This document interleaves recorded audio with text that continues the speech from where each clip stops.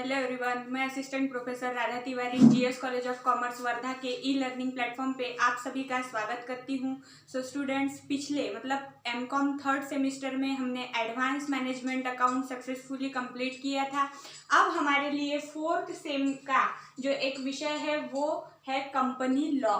ये विषय आपके बैच से ही हमारे कॉलेज ने लिया हुआ है। इसके पहले आपको दो नए सब्जेक्ट है, तो उसमें से एक जो विषय है कंपनी लॉ, ये मैं आपको पढ़ाने वाली हूँ। तो चूंकि ये हमारा पहला यहाँ पे वीडियो है, तो इस वीडियो में हम आज यहाँ पे केवल सिलेबस और पेपर पैटर्न डिस्कस करेंगे। तो सबसे पहले यहाँ बोर्ड पे मैंने जो सिलेबस के जैसे फर्स्ट यूनिट का फर्स्ट पॉइंट है, ये हेडिंग नहीं है, ये फर्स्ट पॉइंट केवल लिखा हुआ है काफी, क्योंकि बहुत लार्ज यहाँ पे कंटेंट दिए हुए थे, इसीलिए मैं आपको वो पढ़ के बताऊंगी और आप नेट से ये सिलेबस डाउनलोड भी कर सकते हो। साथ ही साथ हम पेपर पैटर्न भी यहाँ पे देखेंगे और यहाँ हम एक ही ध्यान में रखेंगे कि हमारी एग्जाम ये ऑफलाइन मोड में होने वाली है, रिटर्न फॉर्म में आपकी होने वाली है 80 मार्क्स की, और ऐसी पूरी पढ़ाई इस सब्जेक्ट की करेंगे। फिर आखिरी जाके वो क्या होता है वो आपकी किस्मत पे डिपेंड करता है, लेकिन फिर भी हम मान के ये चलते हैं कि आपका 80 मार्क का पूरा रिटर्न पेपर होने वाला है।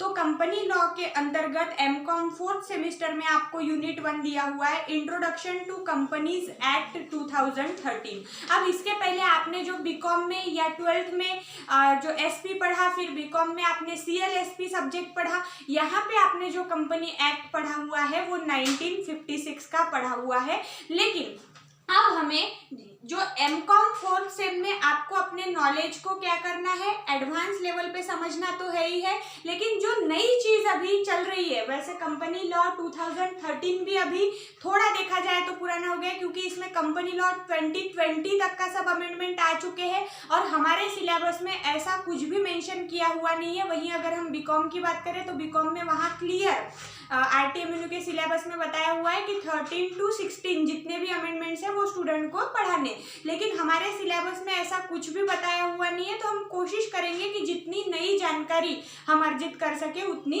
लेंगे। तो कंपनी लॉ का यहाँ पे सबसे पहले आपको इंट्रोडक्शन टू कंपनीज एक्ट 2013 समझना है। Formation of companies, public, private and one person companies, procedure for formation of company. अब सबसे पहला अगर हम 2013 के कंपनी एक्ट की बात करें तो यहाँ पे नई चीज ओपीसी माने वन पर्सन कंपनी मानी जाती है, तो इस चीज को भी आपको नई जो बताई गई है उसको समझना है। और पब्लिक और प्राइवेट कंपनी की जो टर्म्स है वो तो आप जानते ही हो, बस उसमें क्या चेंजेस हुए हैं ये हमने देखने हैं।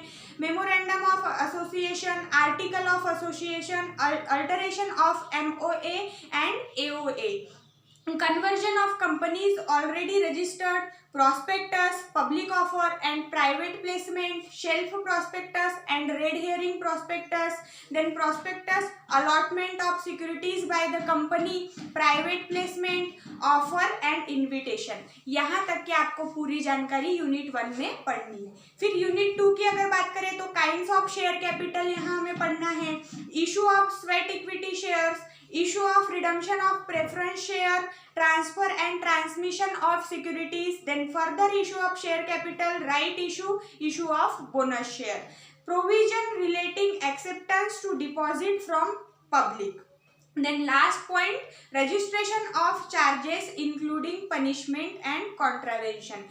यहाँ पे हमें टोटल शेयर कैपिटल से संबंधित जानकारियां लेनी है।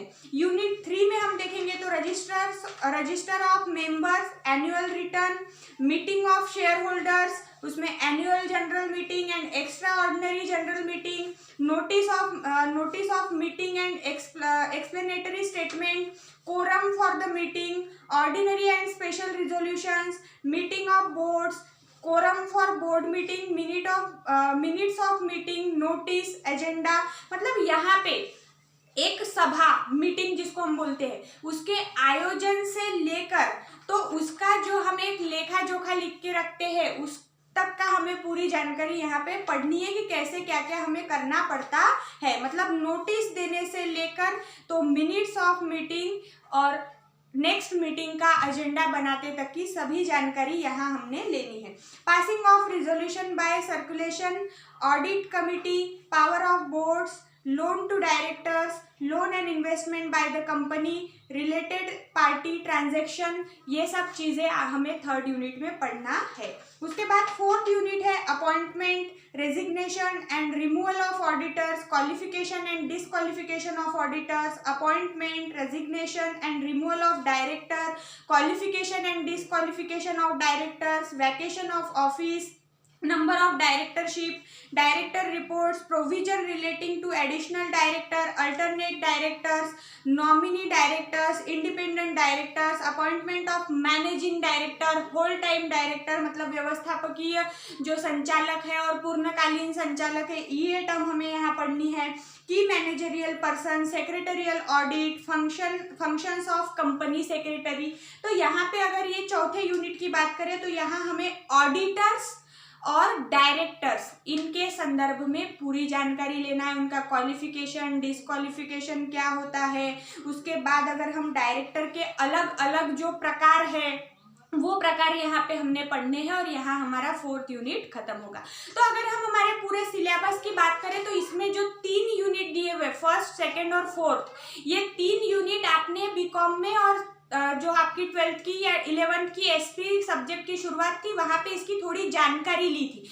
बस अब हमें यहाँ पे क्या करना है, तो उसमें बदलाव क्या हुए हैं, नए चेंजेस क्या है अकॉर्डिंग टू कंपनीज एक्ट 2013, ये हमने सिर्फ यहाँ पे समझना है। और जो थर्ड यूनिट आपका दिया हुआ है ये आपको बीकॉम लेवल पे पढ़ाया नहीं गया था, इसीलिए वो आपके लिए एक नया पोर्शन रहेगा जो एडवांस लेवल पे हम एग्जाम यहाँ पे सब्जेक्ट पढ़ रहे हैं। तो कुछ ना कुछ नया, कुछ ना कुछ बीकॉम से या पिछली जो हमारी लेवल थी उससे ऊपर का रहने ही वाला है। तो वो एक आपके लिए थोड़ा टास्क होगा और एक अपॉर्चुनिटी भी होगी कि नई चीज़ आपको सीखने के लिए मिलेगी। तो यहाँ पे हमने चारों यूनिट का और उसके कंटेंट्स का मैंने यहाँ पे अभी आपके सामने थोड़ा रीडिंग किया। आपको उसमें से बहुत सारी चीज़ें, क्योंकि इतनी सारी चीज़ें अभी के अभी याद रहे ये संभव नहीं है करके आपने नेट से डाउनलोड कर लेना है कंपनी लॉ का एमकॉम का सिलेबस और अपने कॉपी पे लिखना है।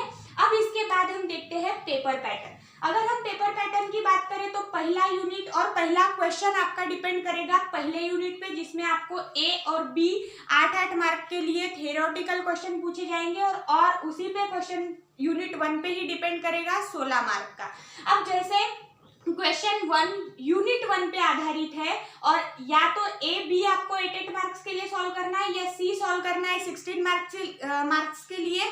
सेम प्रक्रिया आपको यूनिट 2 क्वेश्चन 2 यूनिट 2 पे डिपेंड करेगा और वहां पे भी कैसा होगा, ए बी 8-8 मार्क्स और सी 16 मार्क्स। फिर क्वेश्चन 3 डिपेंड्स ऑन यूनिट 3 और वहां पे भी क्वेश्चन कैसे रहेंगे कि ए बी 8-8 मार्क्स और सी, मतलब क्वेश्चन 1 यूनिट 1 पे डिपेंड करेगा, क्वेश्चन 2 यूनिट 2 पे डिपेंड करेगा, क्वेश्चन 3 यूनिट 3 पे डिपेंड करेगा और क्वेश्चन 4 यूनिट 4 पे डिपेंड करेगा। अब बात रही क्वेश्चन 5 की, तो यहाँ पे हर एक यूनिट से आपको 4-4 मार्क के लिए क्वेश्चन पूछे जाएंगे। मतलब यूनिट 1 4 मार्क्स का क्वेश्चन, 2 4 मार्क्स, 3 4 मार्क्स और यूनिट 4 ऑल्सो 4 मार्क्स। तो यहाँ पे हमने पूरा पेपर पैटर्न 1 मिनट में समझ लिया कि कैसा अगर हमारी रिटन एग्जाम होती है और ये आप इससे परिचित भी हो तो कैसा पेपर पैटर्न आपके लिए रहेगा, ये मैंने आपको 1 मिनट में बता दिया। सो स्टूडेंट्स, आज हमने केवल यहाँ पे सिलेबस को डिस्कस किया, पेपर पैटर्न को डिस्कस किया। इसके बाद की वीडियो में मैं आपको मिलूंगी